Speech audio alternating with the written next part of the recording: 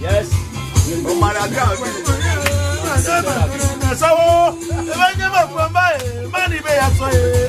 La troisième édition du Nganda Sao en langue douala, en français, la fête des Safous, s'est tenue le 13 juillet 2025 au village Yapaki, l'un des 20 villages que compte le canton Bakoko-Mungo dans l'arrondissement de Djibombari.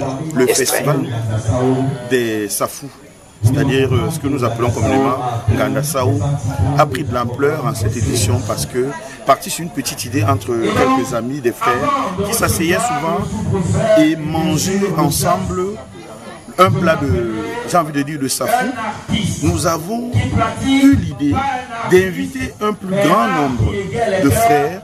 Et cette année, on a voulu inviter tous ceux qui veulent librement, gratuitement manger des prunes, si vous préférez les appeler les prunes, les safous, pour s'unir autour d'un plat, pour partager autour d'un plat un repas qui nous a identifiés et qui ne se vendait pas.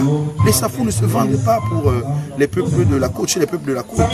Les safous sont quelque chose qu'on cueille, on mange avec son frère. Tu vas même sur le safoutier de quelqu'un, tu coupes ce que tu veux, tu manges. Parce que ce n'est pas un repas qu'on vend. Donc, c'est la traduction de ce partage-là, cette fraternité-là, que nous voulons aujourd'hui manifester. Et au-delà donc de la prune ou du safou, il y a du vin de palme, il y a du ha, il y a toutes ces choses-là qui rappellent la fraternité, la cola, tous ces symboles de la fraternité sawa qui sont mis ensemble aujourd'hui. Le safou, aussi appelé prune d'Afrique, offre de nombreux bienfaits pour la santé grâce à sa richesse en nutriments et composés bioactifs. Ici, au village Yapaki et comme partout ailleurs, le safou s'accompagne avec du manioc et quelques-uns de ses produits dérivés, mintumba, bâtons de manioc et bien d'autres, et se prépare différentes manières. Le Nganda Sao est un concept, est une idée que nous avons eue pour le comité d'organisation il y a cela 3 ans. Nous sommes à la 3e édition, comme vous le constatez, et l'idée de base était de rassembler tous les fils Pongo Bakoko, parce que nous sommes dans l'arrondissement de Djibombari, et l'arrondissement de Djibombari est constitué de 2 peuples, principalement qui sont les Pongo et les Bakoko, qui sont les peuples quand même d'ici. Mais bien évidemment, il y a d'autres peuples avec lesquels nous vivons en parfaite harmonie. L'idée de base était donc de rassembler ce peuple-là autour de ce plat mythique qui nous a tous fait grandir, et ce plat de manioc et de safou. Parce que ailleurs, comme on le dit souvent, nous avons des fast-food. Et nous, à l'époque, quand on grandissait, quand on rentrait des champs, des travaux champêtres, la nourriture, le plat le plus facile à concocter, c'était ce manioc-là, et on posait quelques prunes lavées au-dessus de la marmite. Les prunes cuisaient à vapeur et rapidement, tous les enfants mangeaient en attendant que le plat principal du ménage ne soit concocté. Bon, nous sommes partis de cette idée-là parce que nous avons perdu un tout petit peu ce rythme, cette habitude qui nous rassemblait autour d'un plat qui nous ressemblait. Donc on a eu l'idée de reproduire cette idée-là de façon un peu plus grande, à grande échelle. Voilà pourquoi le festival est né.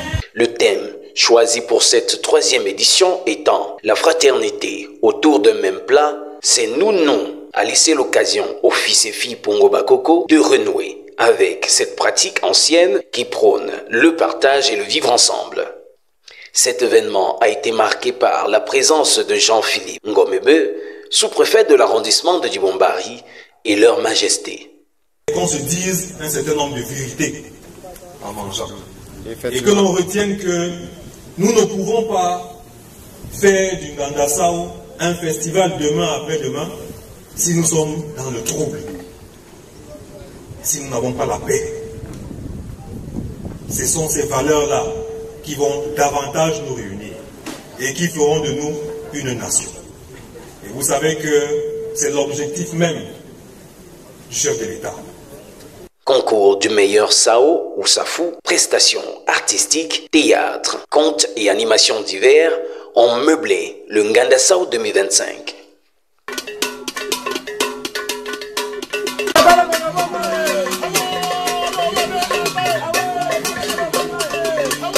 En attendant la 4e édition, investissons-nous dans la culture de safou qui, en dehors d'être un fruit réputé pour sa chair grasse et son goût, intervient également dans l'industrie cosmétique et dispose des propriétés bénéfiques pour le système digestif, cardiovasculaire, pour la peau et cheveux.